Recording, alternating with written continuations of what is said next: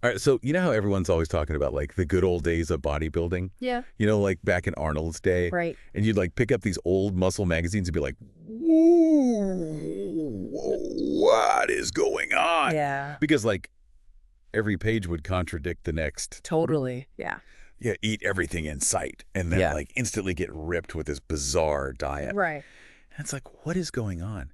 That's kind of what we're going to tackle today. Like some of those early days of bodybuilding. Yeah. Nutritional kind of like just fog. Yeah. And our guide for this is going to be Mike Mentzer's Heavy Duty Nutrition. Absolutely. Yeah. I mean, it's interesting, right? Because there's so much emphasis on like the newest thing, the hottest trend. Right. But I think there's a lot of value in going back to some of these foundational principles and Mentzer's own experience in the early days of bodybuilding, like really highlight how much confusion there was around. Yeah, like he talks about how, you know, it was kind of like the eat big to get big mentality. Right. And they were just like shoveling down food. Yeah, just cram it all in. But, you know, he found that didn't just lead to like lean muscle, it also brought a lot of fat. Oh, of course. Yeah. And then they would go through these like super drastic cutting phases. Right, yeah. So it was like this constant up and down. Uh-huh. He's like, you know, this isn't really like a very scientific. It doesn't sound very controlled, right? Yeah.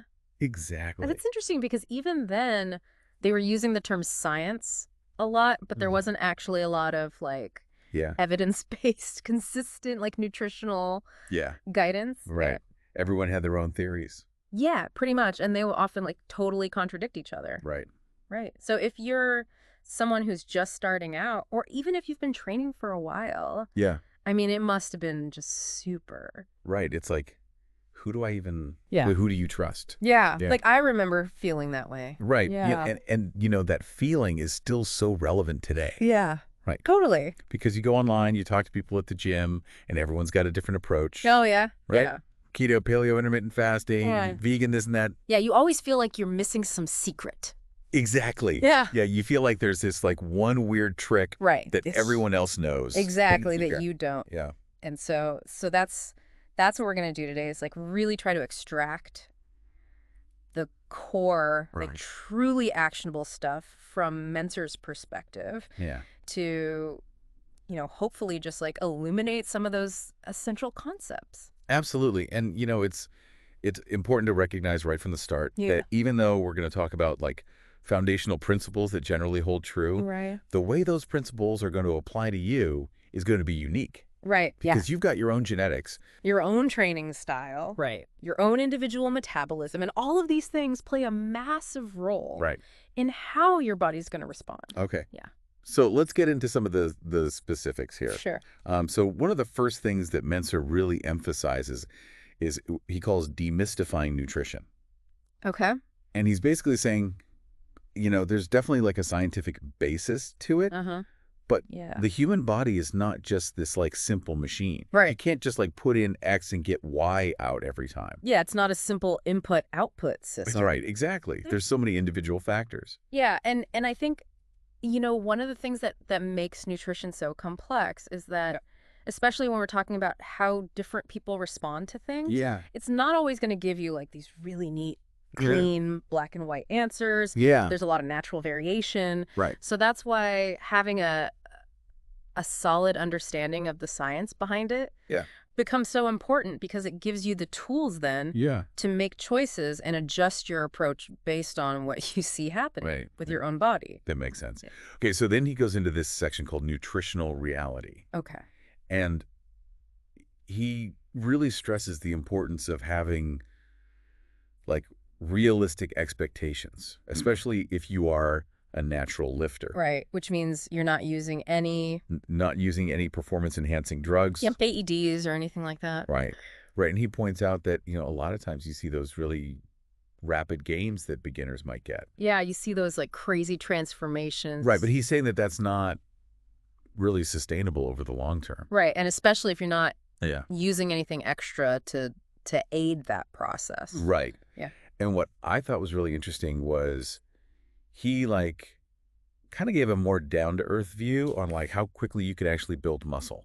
You know, he's like, for someone who's, you know, been training for a while, like let's say an intermediate lifter, you know, gaining 10 to 15 pounds of lean muscle over an entire year is a pretty reasonable and achievable goal. Right. And that's quite different from... Right. It's not these Yeah, the more outlandish claims you might hear sometimes. Right. But it aligns with the actual biological processes of how that tissue is built. Okay. And another thing that he emphasizes a lot is that, nutrition isn't working in isolation. Right. It's really the training, the consistent challenging training. Yeah.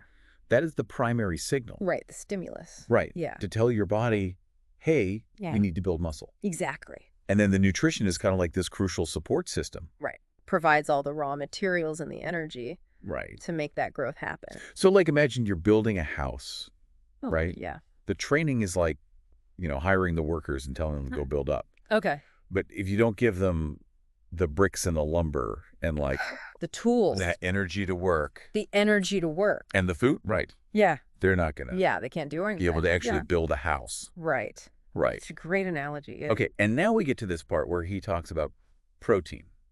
Okay. Which, everyone's always like, protein, protein, protein. Yeah, protein is king. Right. Yeah.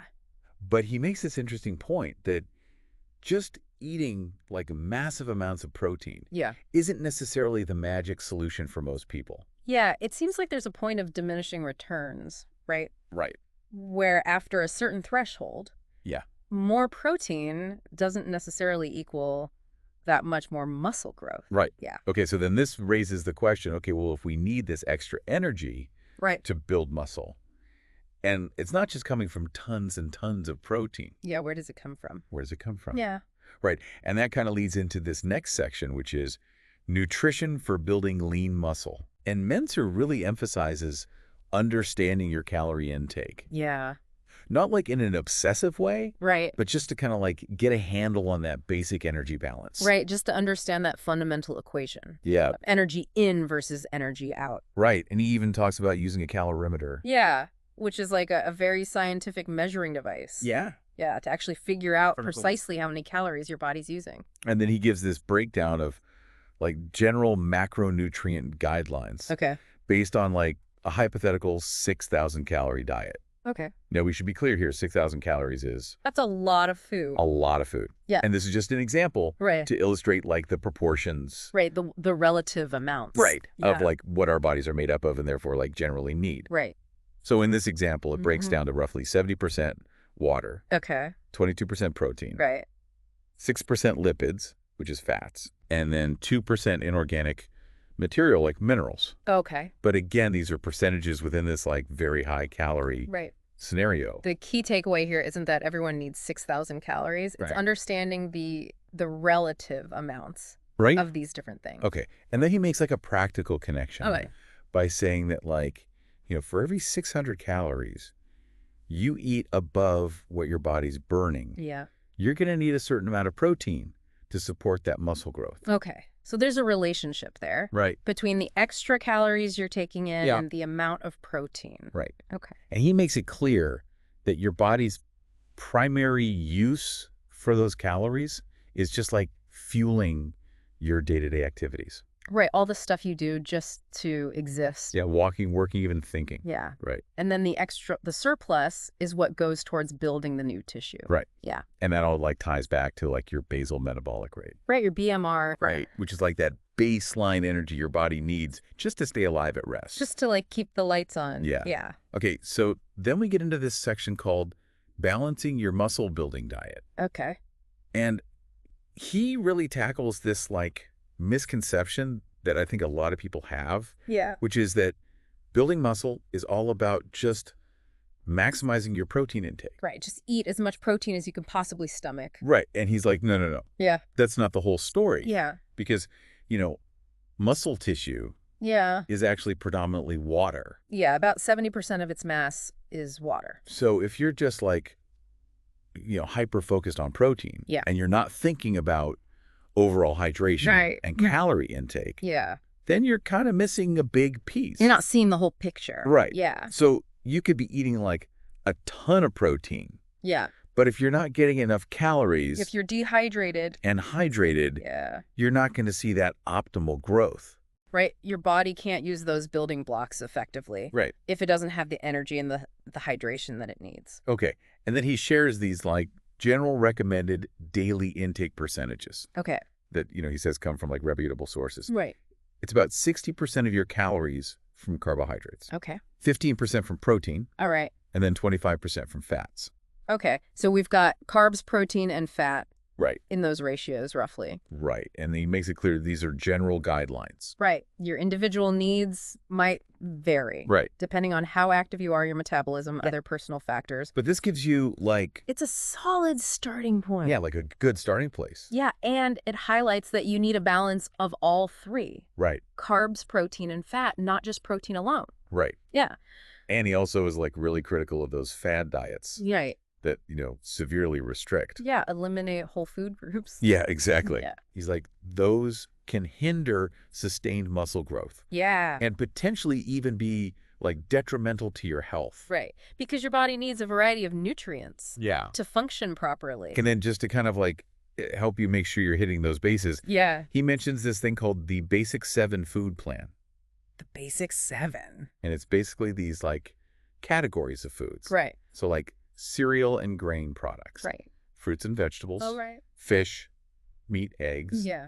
Other sources of like vegetable protein. Okay. And then milk and milk products. Okay. So it's a good reminder to just like focus on those whole nutrient-rich foods. Yeah, eating from a variety of sources. Yeah, from a variety of sources. Yeah. Okay, so then we get into this section, the essential nutrients. Okay. And he just kind of breaks down like the roles that each one plays. Right. So first up, water. The most essential nutrient. Yeah, we've already talked about this, but it's Yeah. like absolutely fundamental. Yeah, about 2/3 of your body weight. Right. And it's involved in basically every bodily function. Right. Including everything that happens within your muscles. Okay, then we've got protein. Protein. And as the name suggests, Yeah.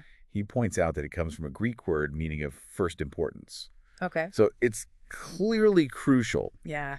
for repairing and building those tissues. Yeah, especially muscle tissue. Yeah, including muscle. But Yeah. again, it's not the only thing that determines muscle size. Right. It's part of the equation. Right. But not the whole story. Okay. Then we've got carbohydrates. Carbs. And he emphasizes these are your body's preferred Yeah. and most efficient source of energy. Right.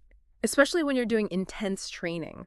Right. Yeah, they fuel those workouts. They fuel your workouts Yeah. and help replenish glycogen stores in your muscles.